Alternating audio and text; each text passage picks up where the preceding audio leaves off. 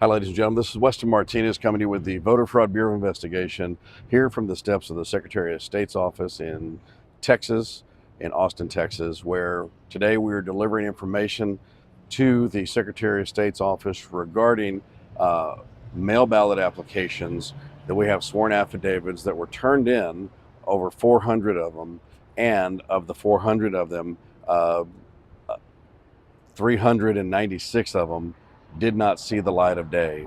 So we have a chain of custody where they were put into an envelope, where they were mailed to the Secretary of State's office. The current practice is for the Secretary of State to receive those, open those, and then send them to one of the 254 counties. In this case, this is stemming from Bexar County, where we have had lots of discrepancies in voter process. Even this election, I have been involved with helping resolve folks not being able to use different sorts of voter guides and also sign issues. But today we're specifically talking about what's taking place in the process of someone mailing in a request for a mail ballot application that was done lawfully and legally. I have a sworn affidavit that goes alongside that, and we are looking for help from the Secretary of State on immediate information, and we're looking for our legislature, this legislative session, to fix this hole in the gap in the process.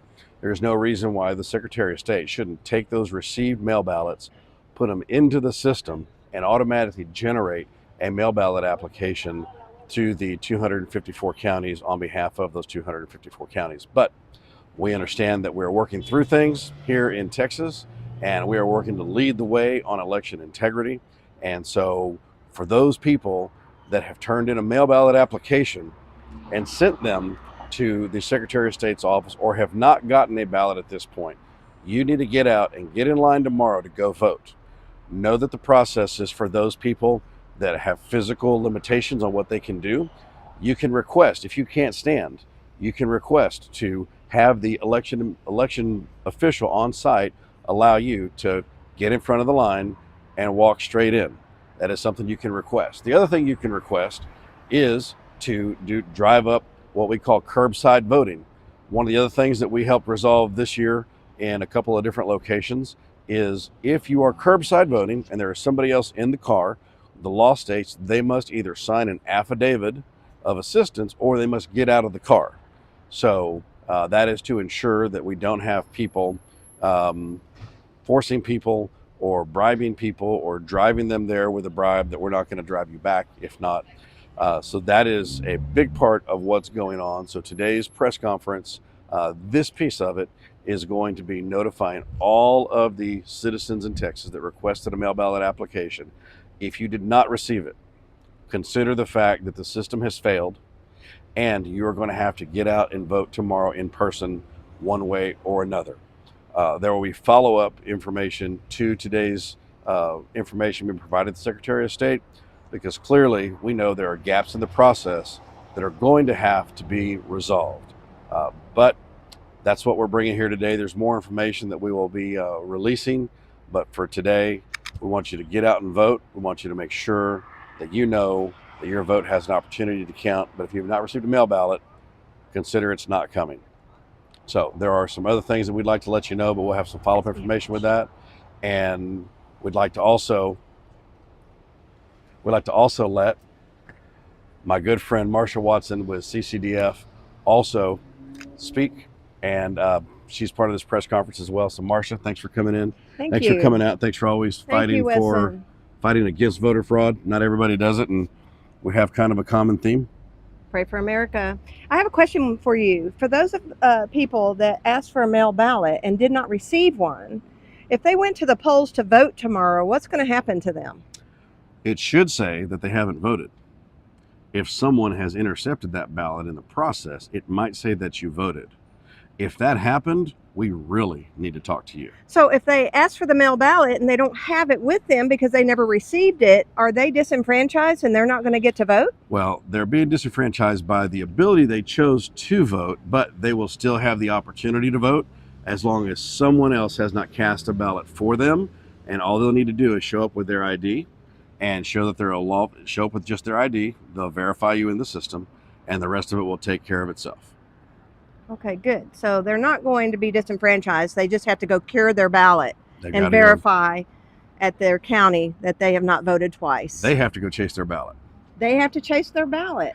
much like some other people try to do when they don't do it, when they're doing nefarious things. Well, in Williamson County, I got several calls from people that asked for a ballot. They're out of town, out of state, maybe in college. They requested a mail ballot. They tracked their ballot, but they never received their ballot. They called Secretary of State, asked, how can we vote? They called the election department, how can we vote? We never received our ballot.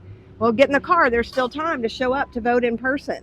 So that's tough for a college student that, you know, is in LSU, Louisiana, several hundred miles away. But we've got to perfect this process. This isn't working very well. No, the system is definitely broken. We've made some good steps, but that's why we need the legislators and the governor and the lieutenant governor and the speaker to listen to the boots on the ground, to what's going on. We've got 254 counties of individuals like Marcia and other people that are working to make sure we have a perfected process. And the machines are not 100% cure-all, but we also know that there's other parts of the process that are not 100% cured. So we are unified in securing our elections, making them safe, making them count. Yes, we are for going back to sequentially numbered hand counted paper ballots, because we can do it, y'all.